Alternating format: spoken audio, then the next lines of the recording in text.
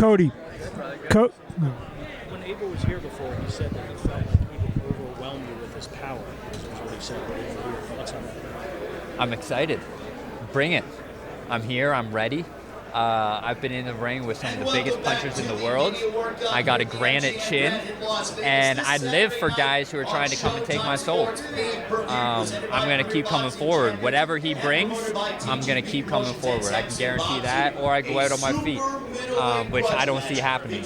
But I always come to fight. I don't get intimidated. It doesn't matter how hard someone's punching. I'm going to walk through it. Who's the biggest puncher you think you fought so far? You know what? Lopez had the biggest punches, I think, but some of the hardest that I've ever been hit isn't quite in a fight. It's been in sparring. It's been in the ring with guys like Gervonta Davis, who's, just God-given talented with his power, little Mike Tyson. And even from, skinny guys like Rancis Bartholomew, that the range that he has, the loop, he hit me on the top of the head with the right hand one time that I felt run down my whole entire spine. I've been in there with heavyweights that haven't done that before. So I truly believe that it's not about the person's knockout record or how hard they look they can punch. It's the placement, it's the timing, it's that exact moment, time, and space that truly matters. So hats off to Ramos and his confidence. I expect nothing less of that. Why would I want to go in there against a guy who's going to lay down? You said you mentioned that you're going to open the show and you're going to close the show. So you're planning to steal the night. Yes, sir. I work my whole life for moments like this, so how could I not be trying to steal the show? I thought I was the co-main event of this fight, and I got pushed to the opener. But shoot, someone's got to set the fireworks off, so I'm willing to do it. I play my position, I play my part, and I always show up. I show up on weight, I show up in shape, and I'm excited. You're going to fight against a tough Mexican, and maybe the people, it's gonna be more Mexicans in the arena. It's something that you worry about? Not at all. I hope so. My last fight, I was walking out of the biggest arena I've ever fought in, 50,000 people at the Cowboys Stadium, and it felt like a movie until I got in that tunnel. I was walking out and I said, something is missing. What is it? And then a guy leans over the railing. Crowley, you suck! And the whole crowd lit up and started booing me. There it is. There's our moment to go out there and shine.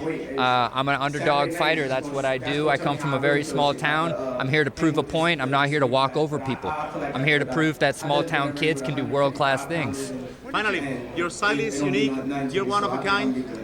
You were fighting yourself. How do you see yourself in a few years in boxing? I see myself as a world champion, and I see myself helping a lot of guys out who took the hard road like I did, who, had some self-management, had some self-promotions, and just need help getting into the machine, into the system, that they can have fights to keep moving them up in the rankings. So I'm going to finish my dream of becoming a world champion. I'm going to defend my title. I'm going to help other kids come up in the sport in easier ways so they don't have to leave their country like I did to chase their dream. And I want to help humanity out. I want to help people with their health, everything. Cody, I interviewed you a couple years ago. You tell me your story. You're homeless, and you fought your way, into Vegas. Came here sparring a lot of the guys. Now you're a couple fights away from fight for the world title. What's on a big card in Las Vegas? What's this all mean to you? This means the world to me. Like I keep saying, I work my whole life for moments like this, and when they come, you have to seize them. You can't blink, and my eyes are wide open. I don't blink for nobody. I'm here, I'm ready, and I'm going to seize the moment. If I would have told you when you were going through those hard times that 2023 March, you'll be fighting, you'll be sniffing for a world title, what would you have told me? You know what? I always seen it. As hard as those times got, I never let myself stay in a dark closet. I always looked for the light at the end of the tunnel, and I knew that my opportunity was going to come. I've been training in the gym sparring since July. I was, $30,000 in training camp debt at the start of the year, waiting for a fight. So I'm more than ready. It doesn't matter. People can say I'm overtrained. I get in the ring and I just fight. So. Abel Ramos, what's he bring to the table? He brings power, he brings experience, he brings excitement, And I think Cody Crowley brings all three of those exact same things. So you're in for a night of fireworks. I'm ready. The talking's done. Now I'm all smiles until fight time. Last question for me: how much confidence have you got since obviously you were an underdog against Andrew Kakarov? How much confidence do you have now compared to where before that fight? Same confidence. I've always looked at myself as the underdog. I've always looked at myself as a small town kid from a town of 6 kids in my elementary school class. So even now that I'm up on top, I'm very close to the top of the pyramid. I don't consider myself any different. I'm just as happy sleeping on a bench as compared into a big house. So no difference in confidence, self-esteem, anything like that. Cody, talk about that journey, man. You said you were one of 6 kids in elementary school, and now you're on the biggest stage in boxing there is in Benavidez Clan. Man, talk about the journey that you've had. It's been one that not a lot of people, I think, can get through, because a lot of people need to be in the right environment in order to be successful and keep that motivation, determination. But I had something different inside of me from a kid that I'd go in the garage, turn off the lights, and just train for 3 hours by myself, and that felt like home. Every time I would go to that class, 5 or 6 boys in the classroom with me, I didn't really feel like home. I always kind of felt like when I'm by myself, that's when I'm at home. Looking at the fight with Abel, you guys were talking on the virtual press conference, like, it's almost like you wanted this to be the most violent fight of the card. Like, you guys were both like, of we're course, gonna be in the middle of the ring, course, and we're people are warriors. gonna be talking about us. Yeah, we're warriors. I expect to shed blood. I expect to shed tears. I expect to shed sweat. What else do we train for? I don't move to another country, sacrifice being away from my family and friends to get in the ring and dance around. I'm in there to leave my heart in the ring and my name in the ring. With being that you want it to be such a violent fight, I mean, is that a little dangerous for yourself as well, right? I mean, you're fighting fire with fire. Is that, like, are you worried that maybe the strategy should be different just because you're at this stage and you want to continue to progress? I'm built with fire. I'm built from fire. And my whole entire life, the reason why I've been able to survive is because I always walked into the fire. The second you go and touch it and try to walk out is the second that you get caught, you get lit up. So I walk straight into that fire. I hope another man's ready to do the same thing. And I believe Abel is. It's going to be one hell of a fight, and let's start the card. Man, I can't wait. You guys are selling it great. Last one for me, man. David versus Caleb, the main event. Stylistically, how do you see it playing out in the ring? Of course, I think the same as everybody else. You see Benavidez trying to make the fight, press the fight. You see Caleb use his excellent boxing abilities, his timing, his speed to kind of stop whatever weapons Benavidez tries to use.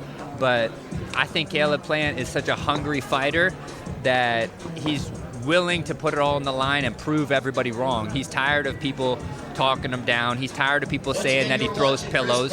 He's tired of people saying that he just pity pats. Caleb Plant is a dog. You don't come from a trailer to the top of the world without being a dog. Just because every time you go in the ring and you don't fight like a dog doesn't mean you're not a dog. So my heart's with Caleb Plant on this fight. I see Caleb Plant going in there and possibly getting a stoppage. You don't know. I think the whole entire world would be shocked, and it wouldn't be the first time. Look at the last fight. It went from movement, timing, to all of a sudden you blink and the dude's on the ground out cold to the point where he can't move. That's the type of danger that Caleb Plant brings. Thank you, Coach. When we talked earlier this week, you told me that you were always chasing that high of getting into a war and having that type of fight. But there's also that calm that comes before the storm. Have you reached that zen point, being that you're comfortable with no matter what happens, you'll be able to accept it? Of course, I'm detached from the outcome. I always am. I'm in the present moment, and I strive to remain as the eye of the storm. As hot as that fire gets, as crazy as the tornado gets, I plan on being calm in the heat of it all.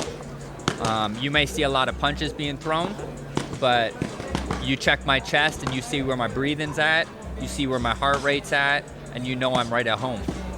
You you're in tremendous shape. I know before you talked about overcoming depression and being overweight. When we talk about diet, a lot of times we just talk about the aesthetics, but can you talk about how important your diet was to your mental health? Of course, you are a living organism. You know, the way society's ran right now, they've got us thinking that we're machines, not a living organism. So, you know, what does a flower need? Water, oxygen, nutrients from the sun. When it gets anything else, it starts to deteriorate. The whole entire organism deteriorates. What happens to a human being when they start putting processed food inside of their body? They start deteriorating. The check engine light comes on, the high blood pressure, the diabetes, the face rashes, the skin disorders, the neurological issues, the ADHD, the depression, the anxiety. So if you don't treat the organism properly, it will affect the mind. I believe that the first brain is in the gut. That's why you have a gut feeling. You instantly know in your gut about something before your brain can logically solve the problem. The first gut is in the brain. That's your main energy center. Thank you.